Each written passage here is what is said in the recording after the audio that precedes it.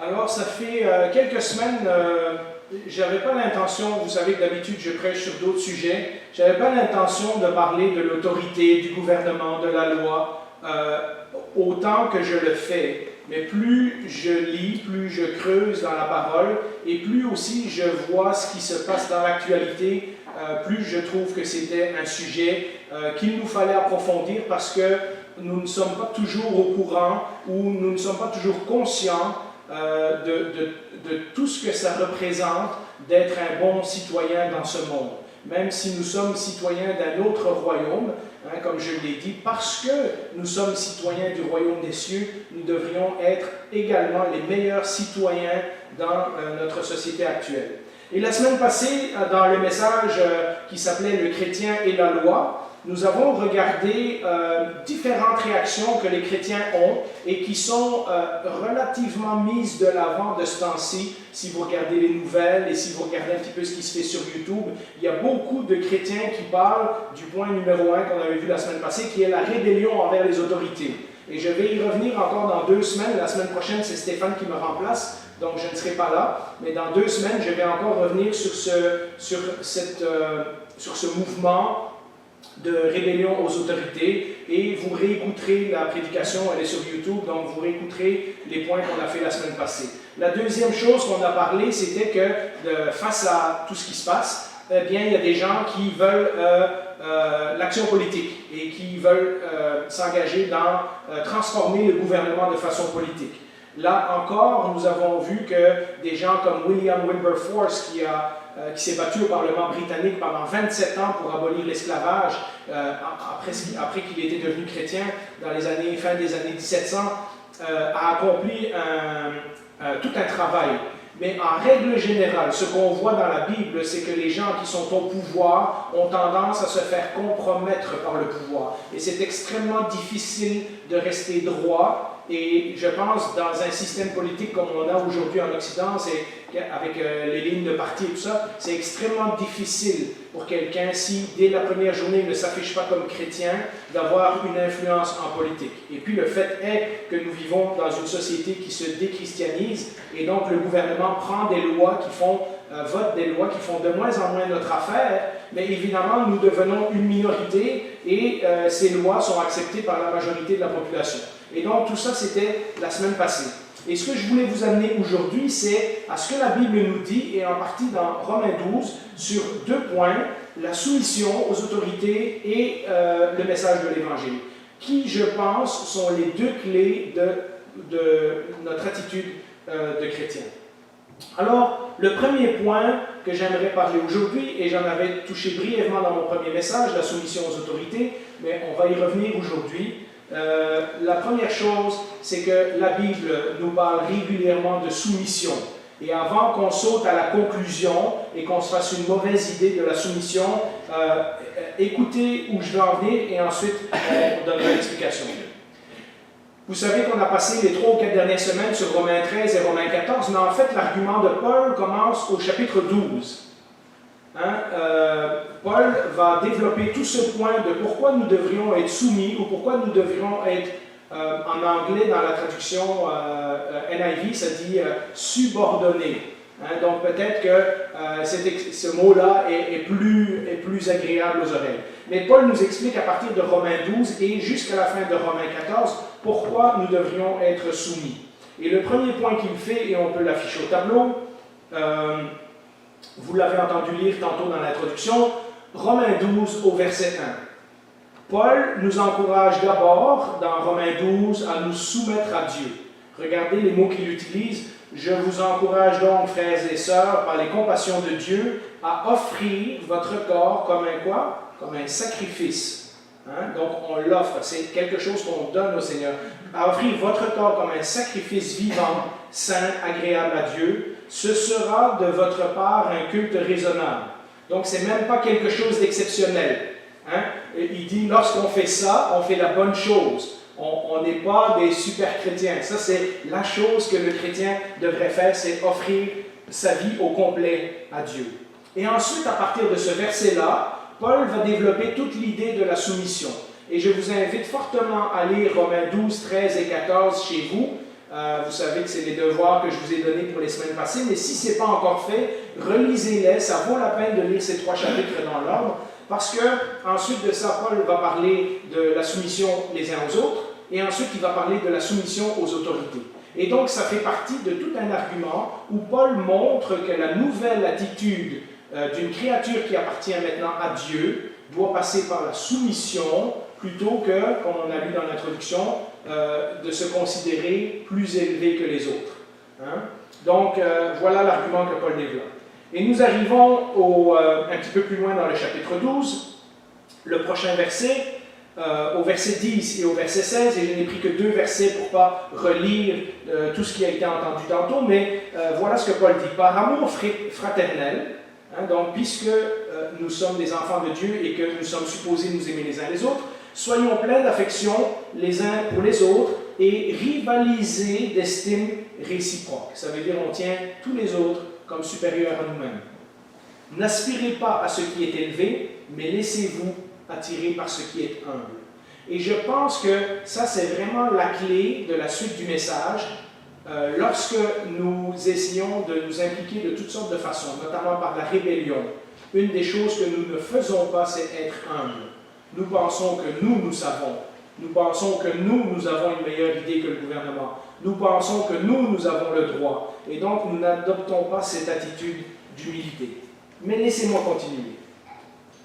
C'est à la fin de ce chapitre 12 que Paul va parler d'être en paix avec tous les hommes. Hein, pour autant que cela dépende de vous, soyez en paix avec tous les hommes. Et tout de suite après, il embarque dans Romains chapitre 13, qui nous parle de la soumission aux autorités. Il nous parle aussi à la fin du chapitre 12, en plus d'être en paix, de ne pas chercher à se venger, etc.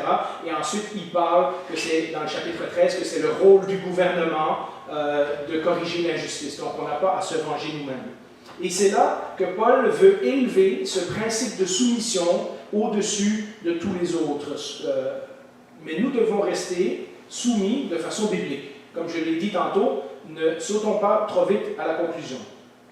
Et la raison que Paul et d'autres apôtres expliquent la soumission, à l'exemple de Jésus, c'est que la raison est très simple, c'est quand nous sommes soumis de cette façon, c'est-à-dire que quand nous copions l'attitude que Jésus avait lorsqu'il était sur cette terre, que notre service envers les autres devient possible, que notre amour du prochain devient possible. Laissez-moi vous mettre tout cela dans le contexte. Quand nous lisons les évangiles, Jésus avec ses 12 apôtres,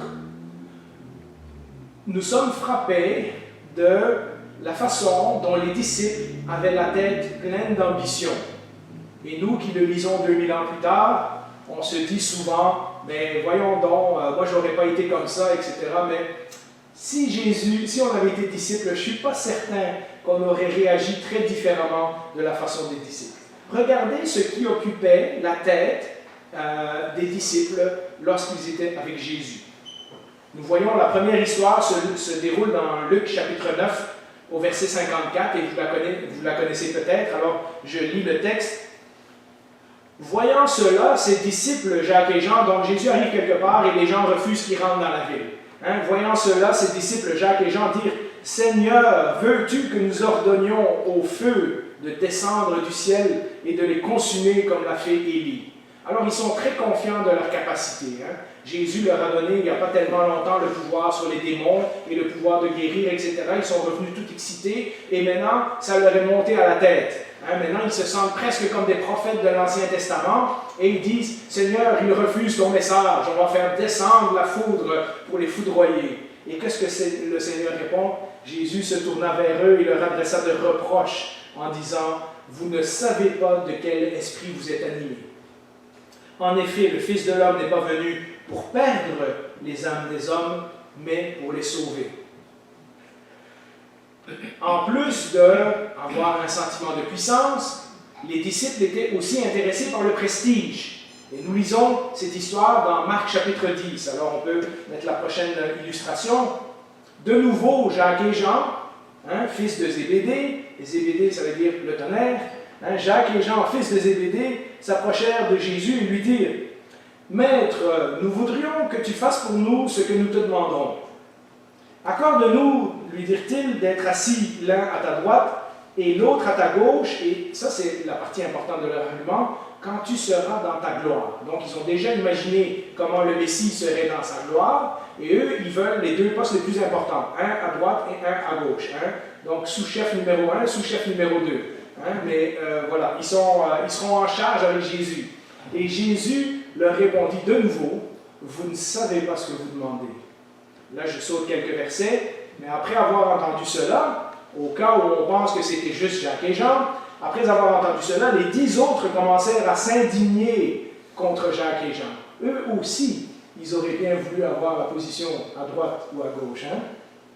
Jésus les appela et leur dit, vous savez que ceux que l'on considère comme les chefs des nations dominent sur elles, et que leurs grands les tiennent sous leur pouvoir. Donc, lorsqu'on est au gouvernement, comme le dit la Bible et comme le dit ce texte, eh bien, le gouvernement a une certaine autorité sur nous. Et oui, dans un certain sens, ils font la loi et ils dominent en partie sur nous. Et Jésus de leur dire, ça c'est comment le monde fait, mais si vous êtes dans mon royaume, au verset 43, ce n'est pas le cas au milieu de vous. Si quelqu'un veut être grand parmi vous, il sera votre serviteur. Et si quelqu'un veut être le premier parmi vous, qu'il soit l'esclave de tous. Et de nouveau, la raison, en effet, le Fils de l'homme est venu, non pour être servi, mais pour servir et donner sa vie en rançon pour beaucoup. Vous savez que peu après cet épisode, Jésus va montrer l'exemple en lavant les pieds de ses disciples. Cette histoire se retrouve dans un autre évangile. Mais au cas où on pense que le prestige et la puissance sont les seules choses qui intéressaient les disciples, eh bien non, j'en ai noté une troisième.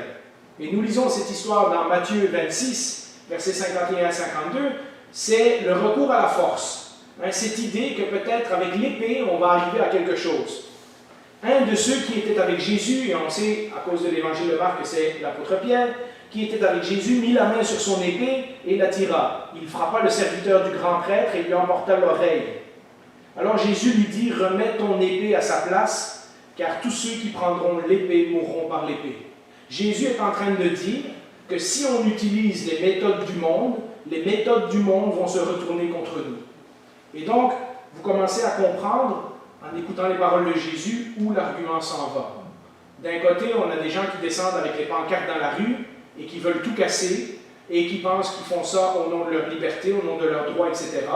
Et de l'autre côté, on a l'enseignement de Jésus qui nous dit, c'est vrai que dans le monde, les choses fonctionnent d'une certaine manière, mais dans mon royaume, les choses fonctionnent différemment. Les valeurs sont inversées. On commence par l'humilité. On commence par la soumission. On commence par être serviteurs les uns des autres.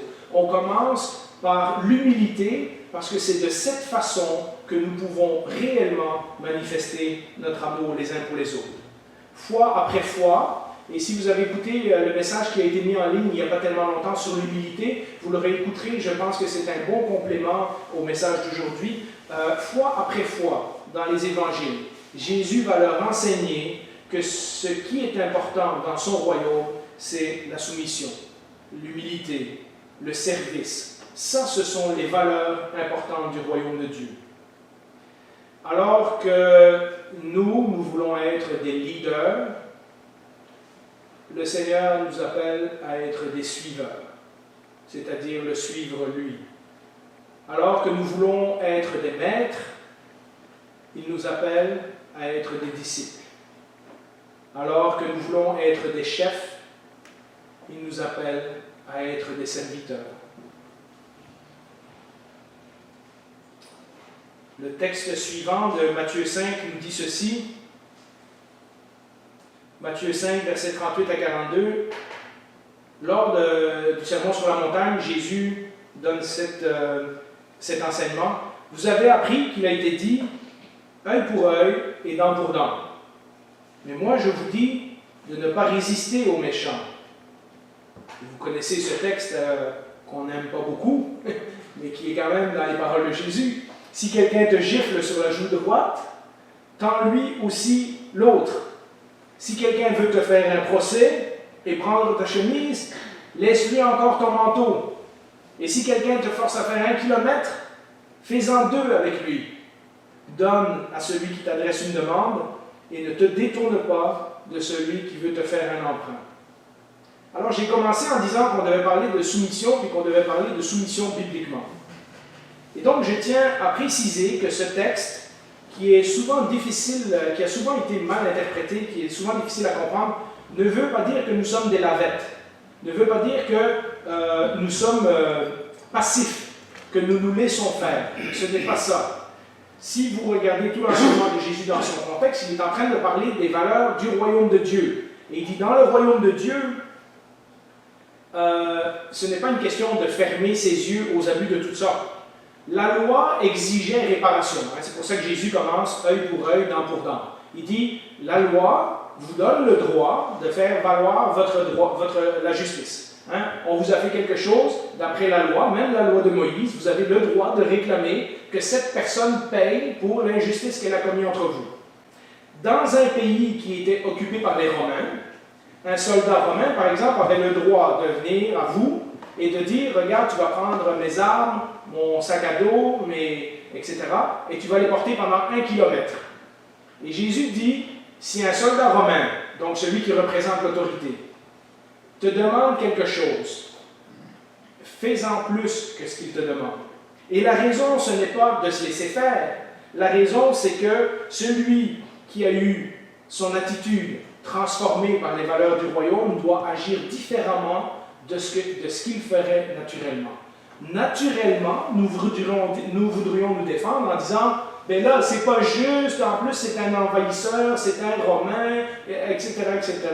Et Jésus dit, si tu veux mettre en pratique les valeurs du royaume, tu dois accepter, mais accepter volontairement. Donc vous comprenez la différence entre être soumis passivement, c'est-à-dire se laisser faire, et dire « Ah, c'est pas grave, ça ne me dérange pas, etc. » et choisir volontairement de se soumettre à une autorité qui peut être injuste envers nous. Et donc, c'est le point de ce passage. D'ailleurs, quand on y réfléchit, Jésus, quand il est venu dans ce monde, eh bien, c'était un monde d'esclavage. C'était un monde qui était dominé, dans son pays en tout cas, ils étaient dominés par les Romains. C'était un monde de dirigeants autoritaires. À Rome, il y avait l'empereur qui décidait toutes les lois tout seul. En Israël, il y avait Hérode, enfin toute la famille d'Hérode qui faisait bien qu'est-ce qu'il voulait, puisque Hérode a fait massacrer tous les bébés de 2 ans et moins à Bethléem, et personne n'est venu lui dire « Hey, qu'est-ce que tu fais ?» Il n'a jamais été en cours pour ça, il n'a jamais été redevable pour ces affaires-là. Et donc, on vivait dans un monde de dirigeants autoritaires.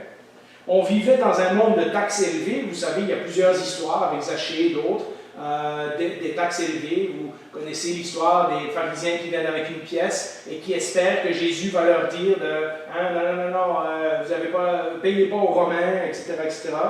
C'était un monde d'injustice. On ne prenait pas beaucoup soin des pauvres. On ne prenait pas soin des orphelins.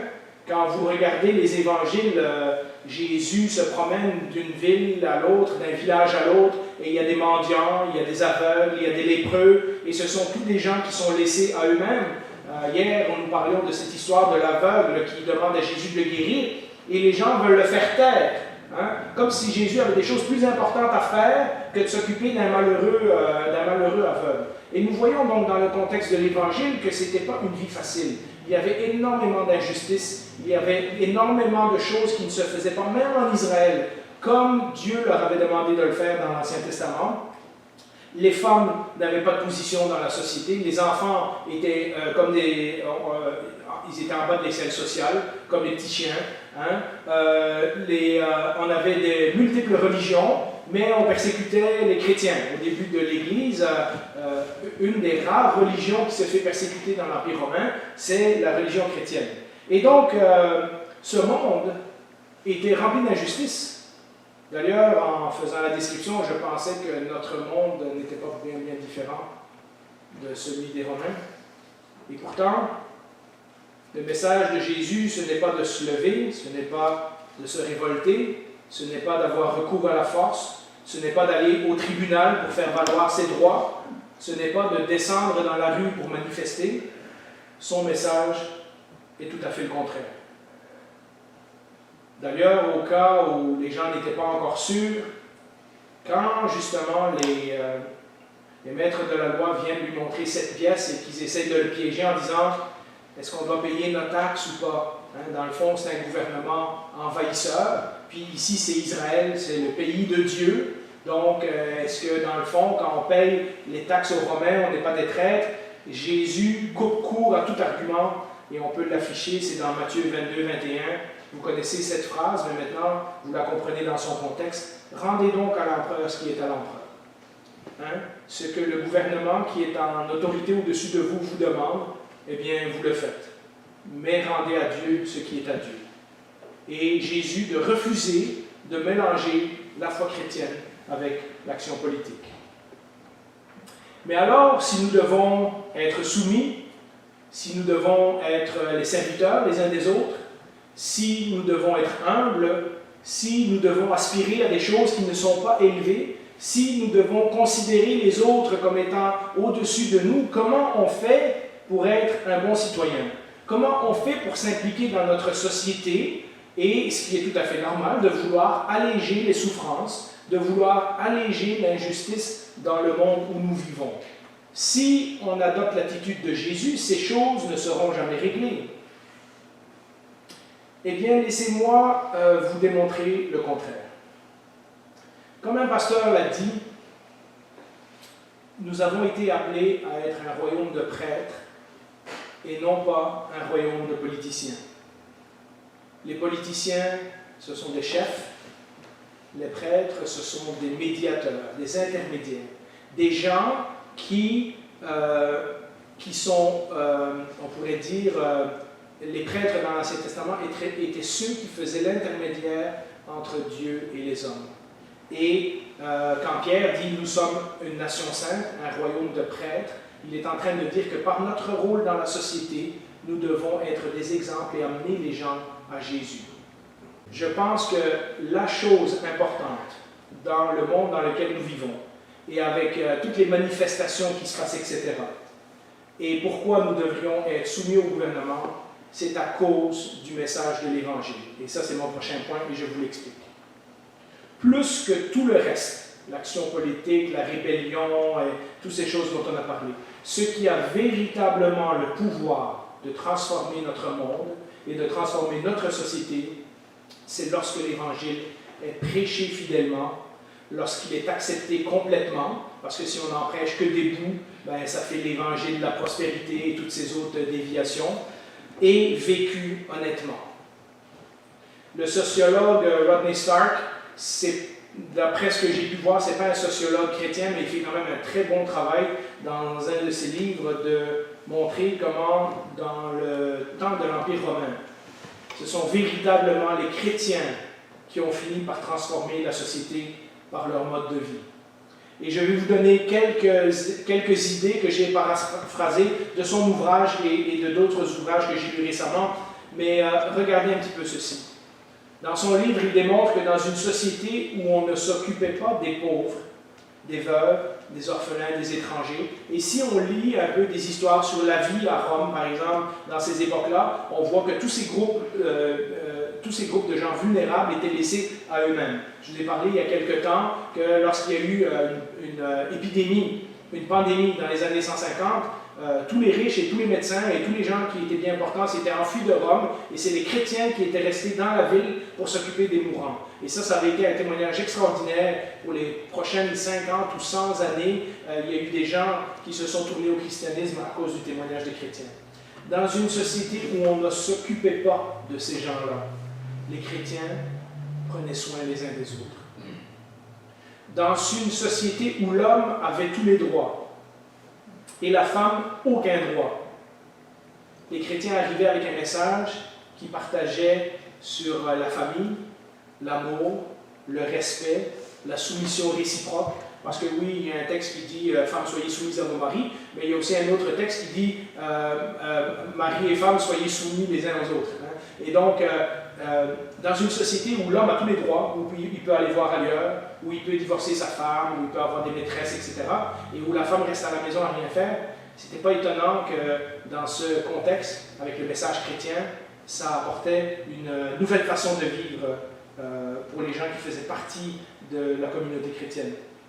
Dans une société où on tuait les enfants indésirables, et ça date déjà des Grecs, avant les Romains, les Grecs faisaient ça, les enfants qui naissaient déformés, handicapés, etc., on les laissait carrément dehors mourir. Il y avait des endroits dans la ville, dans la forêt ou d'autres, il y avait d'autres sortes d'avortements. On a retrouvé des outils qui pratiquaient l'avortement. Donc, dans une société où la vie humaine n'avait pas d'importance, les chrétiens gardaient leurs enfants. Les chrétiens trouvaient que chaque vie était précieuse, chaque être humain qui venait au monde était une bénédiction de Dieu. Dans une société où le mariage était bafoué, comme je l'ai dit tantôt, beaucoup d'hommes allaient voir ailleurs, mais beaucoup d'hommes étaient aussi portés à l'homosexualité. Et c'était tout à fait normal pour des hommes d'une certaine classe sociale d'aller voir ailleurs avec d'autres hommes. Eh bien, les chrétiens insistaient sur le lien sacré entre l'homme et la femme. Et donc, pas étonnant que les mariages duraient beaucoup plus longtemps chez les chrétiens que chez les non-chrétiens. Dans un monde où, dans toutes les religions de cette époque-là, le chef religieux, c'était l'autorité, hein, on n'osait rien faire sans l'avis du chef. Mais chez les chrétiens, même les pasteurs, on les appelait des frères et des sœurs. Quand vous lisez les lettres de l'apôtre Paul, oui, Paul parle comme un père à certaines de ses églises, mais jamais Paul ne se prend pour un être supérieur. Il les appelle frères et sœurs, il prie pour eux, il pleure avec eux, etc., etc. Et donc, dans un monde où dans les religions c'était très inégal, parce qu'il y avait ceux qui avaient le pouvoir, qui étaient très riches et qui avaient des gros postes en haut, et puis il y avait tous les gens qui connaissaient rien et qui suivaient tout ce que les prêtres des autres religions disaient. Mais quand les gens venaient au christianisme, ils trouvaient une foi où tout le monde s'appelait frères et sœurs. Dans une société où l'esclavage était la norme, et vous relirez l'épître à Philémon, si vous voulez une preuve, dans une société où l'esclavage était la norme, les chrétiens redéfinissaient leurs relations et appelaient les maîtres et les serviteurs des frères. Il y a toute une exigence de l'apôtre Paul vis-à-vis de Philémon. Lorsqu'il lui renvoie Onésime, je prépare quelque chose là-dessus dans quelques temps, je reviendrai là-dessus. Dans une société où c'était chacun pour soi, on pense que c'était comme ça, que c'est comme ça aujourd'hui, on est individualiste, mais si vous lisez un peu ce qu'il faisait au temps de l'Empire romain, c'était exactement ça. On voulait l'avancement social et on le faisait à tout prix. Les chrétiens formaient une communauté. Dans une société où la religion n'était que superstition, parce qu'il fallait offrir des sacrifices afin que les dieux ne soient pas fâchés contre nous, eh bien, les chrétiens prêchaient la vie éternelle, l'amour de Dieu et la relation avec Jésus-Christ. Et donc, pas étonnant que beaucoup de gens, insatisfaits des valeurs de leur société, beaucoup de Romains, dans des temps de crise, dans des temps de pandémie, dans des temps de guerre, dans des temps de maladie, étaient touchés par le christianisme. Et c'est quelque chose qu'on constate qui est extraordinaire, parce que les chrétiens prenaient soin les uns des autres. Et bien souvent, lorsqu'il y avait des guerres et des maladies, les chrétiens survivaient en plus grand nombre que les gens du monde. Et donc, ce qui arrivait, c'est que petit à petit, les chrétiens grandissaient dans la société et prenaient de plus en plus de place à cause de toutes ces raisons que je vous ai mentionnées. Et c'est comme ça que le christianisme a grandi, et c'est comme ça que le christianisme a transformé le monde occidental. À long terme, c'est jusqu'à aujourd'hui que notre monde occidental a été transformé par les valeurs chrétiennes.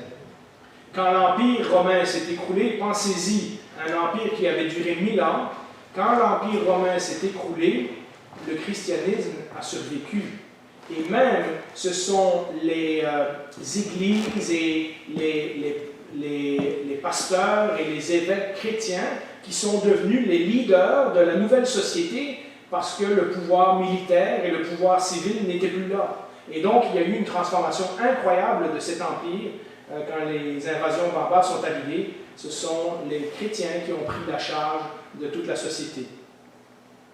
Presque tout le monde l'a oublié, mais comme je l'ai dit il y a quelques semaines dans un autre message, tout ce que nous avons qui est bon socialement aujourd'hui, que ce soit les hôpitaux, que ce soit l'éducation, que ce soit le fait que les enfants ne travaillent pas à l'âge de 11 ans dans des mines et des choses comme ça, que ce soit l'abolition de l'esclavage, que ce soit le droit des femmes, que ce soit de s'occuper des itinérants, avec l'armée du salut et tout ça, toutes ces choses-là ont été mises en place par des chrétiens. Et aujourd'hui, notre société a oublié tout ça. Elle pense que c'est l'humanisme, elle pense que c'est la société moderne, elle pense que c'est le progrès. Et malheureusement, qu'est-ce qui arrive, c'est que quand on oublie d'où ces choses-là sont venues, lorsqu'on enlève Dieu de cette équation et qu'on fait des hôpitaux juste pour faire des hôpitaux, et qu'on fait des écoles juste pour faire l'éducation, et qu'on fait ces choses-là juste pour des raisons humanitaires, lorsque nous enlevons Dieu de cette équation, bien, ces choses-là commencent à tomber. Petit à petit, si notre société continue sans Dieu, je suis persuadé que nous allons retourner en arrière. Au lieu du progrès, nous allons régresser. Parce qu'à un moment donné, des gens vont se poser la question, et si vous y réfléchissez, c'est déjà le cas. Avant, on allait à l'école jusqu'à 18 ans, et après c'était 16 ans. Maintenant, ils prennent des gens à travailler à 14 ans, et bientôt, ça sera 12 ans. Parce qu'on va dire, pourquoi aller à l'école si tu peux faire de l'argent? Et donc, vous voyez comment, une fois qu'on enlève Dieu de l'équation, tous ces bons systèmes qu'on a, la santé, c'est la même chose. Pendant longtemps, le but, c'était de préserver la vie. Mais maintenant, on peut aussi hâter la mort. Dans le système de santé, on commence à avoir toutes sortes de méthodes où est-ce qu'en fait, on décide de la mort d'une personne. Et donc, vous voyez, lorsqu'on enlève Dieu de toutes ces bonnes choses, petit à petit, l'esprit égoïste humain va revenir et va reprendre le dessus. Chacun redeviendra plus égoïste. Et je pense que depuis un certain nombre d'années, on constate déjà cela, où les gens veulent tous les droits qui viennent avec la santé, l'éducation, etc., mais plus aucune responsabilité. Alors, quelle est la conclusion de tout ça?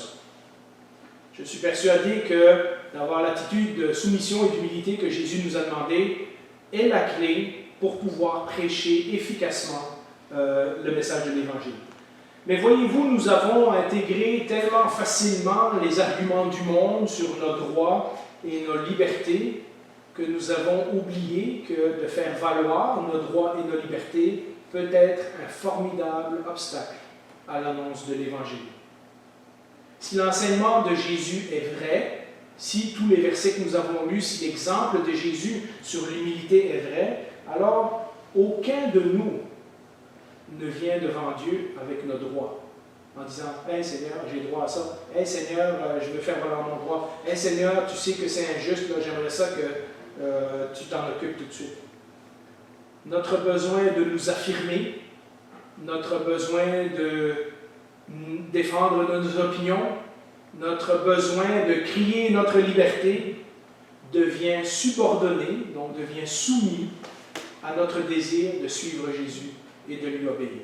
Vous voyez, ce n'est pas du tout de la passivité, ce n'est pas du tout « Ah, moi je suis un pauvre petit chrétien, je suis malheureux, et je me flagelle avec mon fouet ». C'est une décision consciente de dire « Jésus, tu m'as enseigné et tu m'as montré cet exemple.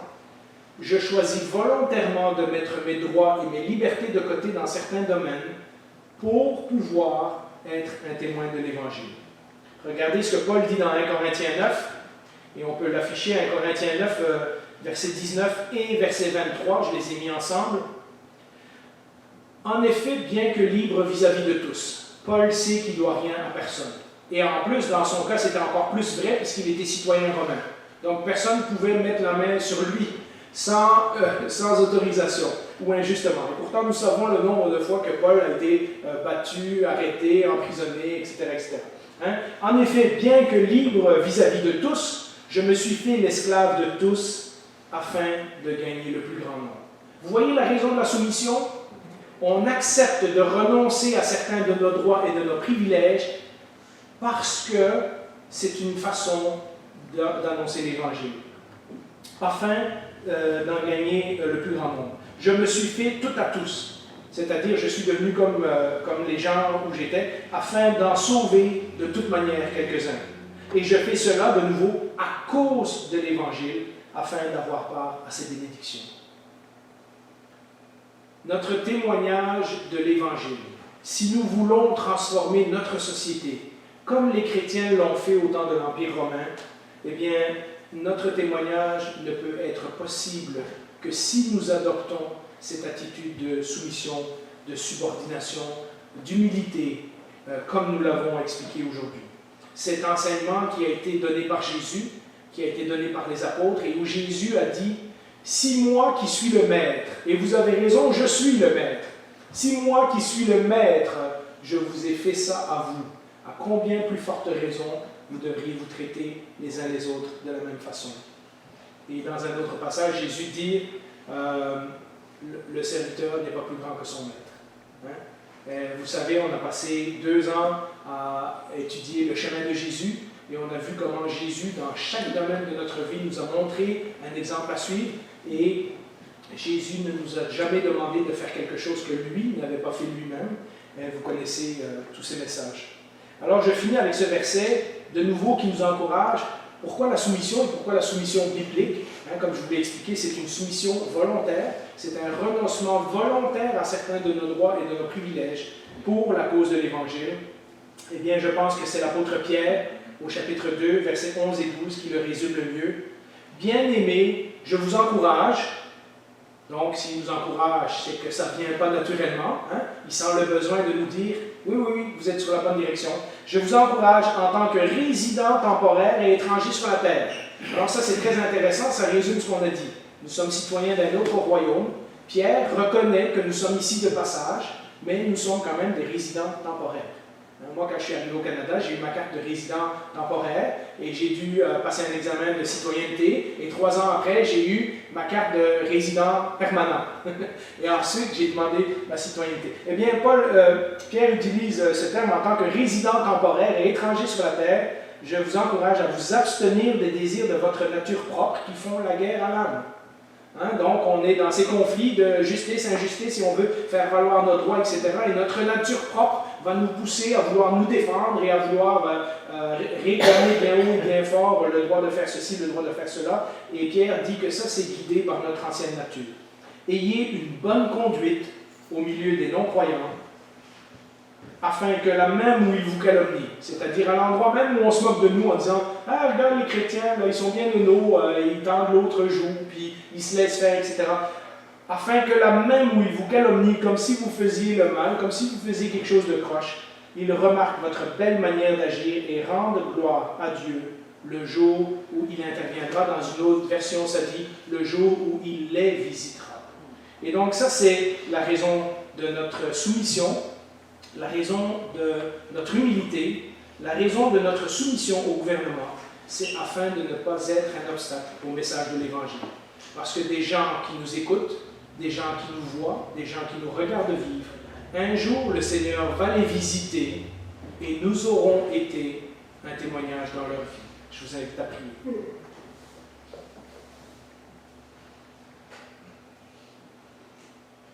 Eh bien, Seigneur, dans une société qui fait valoir ses droits et ses libertés, ce n'est pas facile toujours d'entendre ton message et de nous rendre compte que les valeurs du royaume, les valeurs de ce royaume dans lequel nous participons dorénavant parce que nous sommes tes enfants, sont différentes et tu nous demandes de vivre différemment. Tu nous demandes de supporter une certaine dose d'injustice, tu nous demandes de supporter une certaine dose de moquerie, de persécution et d'autres, mais pas pour rien, pas parce que nous sommes des héros, pas parce que nous avons quelque chose à y gagner, mais pour la cause de l'Évangile. Seigneur, que nous puissions comprendre ce que tu nous dis dans ta parole, que nous puissions comprendre comment tous ces enseignements cadrent ensemble avec les autres choses que l'apôtre nous a écrites, que ces enseignements puissent nous servir de guide dans les prochaines semaines, dans les prochains mois. Alors peut-être que le confinement va recommencer, alors peut-être que le gouvernement va resserrer certaines lois, va nous empêcher de faire certaines choses et que ça ne fera pas du tout notre affaire. Seigneur, que nous, en tant que chrétiens, nous puissions être des bons exemples, de bons citoyens, non pas parce que nous avons quelque chose à gagner, mais parce que nous sommes citoyens d'un autre royaume. Que notre attitude puisse être un exemple pour attirer les gens à Christ. Au nom de Jésus, nous te prions. Amen. Amen.